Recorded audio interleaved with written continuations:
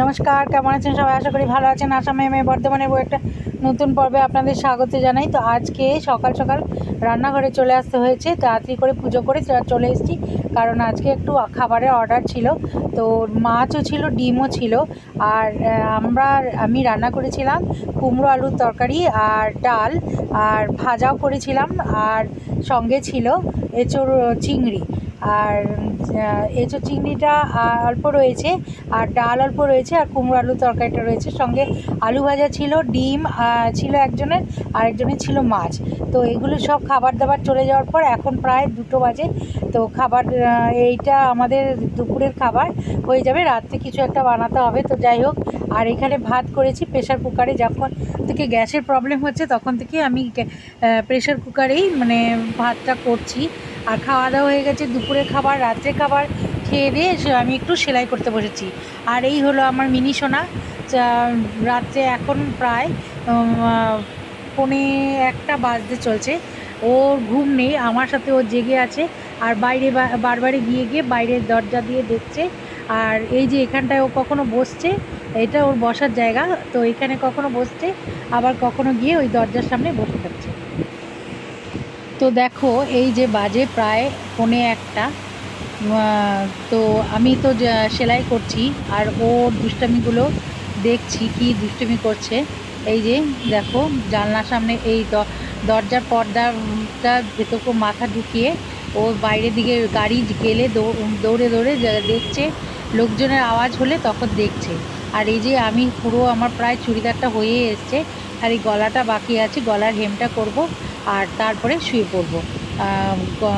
পুরো বডি সেলাই করা হয়ে গেছে, পুরোটাই প্রায় হয়ে গেছে, খালি গলাটা এবার সেলাই করবো। এই যে গলার কাপড়টা লাগাবো, হাতের সাইডে জয়েন্টটা করে নিলাম, হাত সেলাই করে নিলাম। এই যে গলাটা দেখছো, এই গলাটা করলেই আমার এবার কমপ্লিট।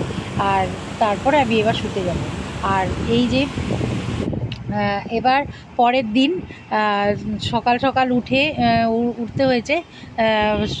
তো এখানে আমি আজকে চিকেন বানিয়েছি, আর চিকেন বানিয়েছি, এদিকে একটা আলুর তরকারি করেছিলাম সকালবেলা, সেইটা রয়েছে। আর এদিকে আমার ডগিদের জন্য চিকেন বানাতে হয়েছে আজকে। আর এখানে বানিয়েছি একটা আলু ফুলকপির তরকারি মটরশুঁটি দিয়ে, আর মাছের মাথা দিয়ে একটা তরকারি করেছি লাউ দিয়ে। আর এটা হচ্ছে আমার মিনির মাছ। এই তো এরকমভাবে 1000 রকম পদ সকালে রান্না করতে হয়। আর মোটামুটি মিনি প্রত্যেক দিনই মিনির জন্য দুবেলায় রান্না করতে হয়, কারণ মিনি সকালেরটা বিকেলে খায় না, খুব দুষ্টামি করে, একদমই খেতে চায় না। আর আমার ডগিদের তো এক বেলা রান্না করে রাখলে হয়ে যায়। আর এটা হচ্ছে লাউয়ের বিচি, একদিন বাটা করব, সেই জন্য রেখে দিয়েছি। এই হলো আমার আজকে রান্নাবান্না। আর ভাত তো প্রেশার কুকারেই হয়। তো যাই হোক, এই রান্নাবান্না হয়ে গেছে। আর এদিকে দেখো, মিনিকে সকালবেলা আমি ছেড়েছি, ও কালকে রাতে এতক্ষণ জেগেছিল, প্রায় 2টো পর্যন্ত আমার সাথে। তো সেই জন্য দেখো, এখানে আমি বেঁধে রেখেছি, ওইখানে টবের মধ্যেই ঘুমিয়ে পড়েছে। আবার তারপর ঘরে এনেছি, কেন রোদ পড়ে গেছে, রোদ হচ্ছে, গায়ে রোদ লাগছে, তাই জন্য নিয়ে এসেছি ঘরে। ঘরে আনার পরে ওখানে অনেকক্ষণ ছিল, প্রায় 9:30 10টা পর্যন্ত। তারপর ঘরে নিয়ে এসেছি, ঘরে এসি চালিয়ে দিয়েছিলাম। তো দেখো, এসিতে আর ফ্যানের হাওয়াতে কেমন ঘুমাচ্ছে।